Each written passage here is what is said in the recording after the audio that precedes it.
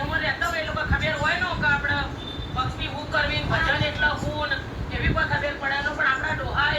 ભગવાનનું લેતા કોઈ લેતી ન લેતી એવું નહીં પણ આ ગોમડાનું ડોશી હશે તાર તો જો આપણે લીલો શાક કરવા જાતો રૂપાળ દૂધનું ઘરનું હોય દહીં હોય સા હોય એક રૂપાળ બધું દહીં વઘારીએ બધું કઢી કરીએ એક આ તો ડોશી તો રૂપાળ લહણ બેસી ડુંગળી નોશી કઢી સરસ કર રોજ અને રૂપા પેપમાં જવું કરે રોટલો પછી વહાળી ખાવા બેય ને એટલે કે અરે રે જેવી કઢી પીશે અરે રે ભગવાન હે સોમળિયા એક દાર તો મારી કઢી ખાવા ઉતરે તો બસ આટલું બોલે બીજી ભક્તિની ખબર પડે તો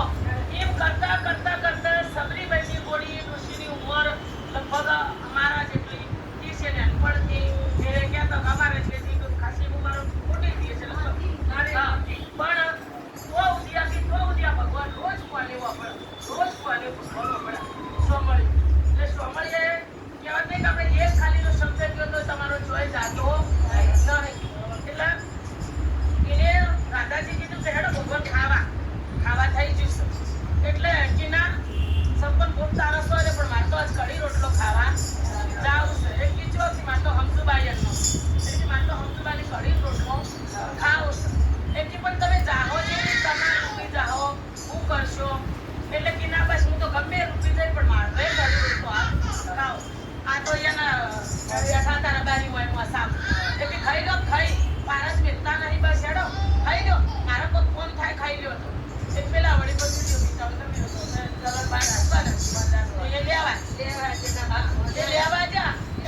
મનો કે આદમી નો ખસી જો કઈ ના રૂપે જઈને આવી જાઉં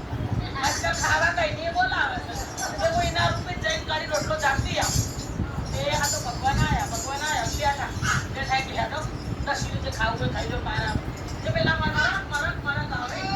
ભાગ્યા નહીં કે મારો આદમી છે કે ભગવાન છે એટલે બેઠા અને મંડાઈ ગયા પેલા સલમ લઈ અને આયા બાયણામાં આવી બાયણામાં એનું ઘર પેલા હું બેઠા કોઠે કલાક કોઠા હતા બેઠા ખાઈ પેલા એનું કરે પેલા આવી રીતે વચ્ચે પેલું આ હોય ઉભો છે આ ખાય છે હવે જીવો મારો માંથી હવે હું કરવું આ આવ્યો છો ત્યાં બે જોતી બે જેવા અરે રે વને તો પેલા નું હોય તો પેલા તારું હોય તો ઘણું બધું તો પણ ભગવાન હતું એટલે ભગવાન તો ઉપરા બાજી મેલા જેવું એને જેવું શરીર એવું વાનું કર્યું હવે આ તો જેરાણા જેઠાણા બધો બાજુ રહેતા હોય તો કાચી આવું તો પછી આવું ત્યાં તો દોડે મારે થોડા આંકડો હતો કે હેડો ના ઘેરે છે મારે એક જેવા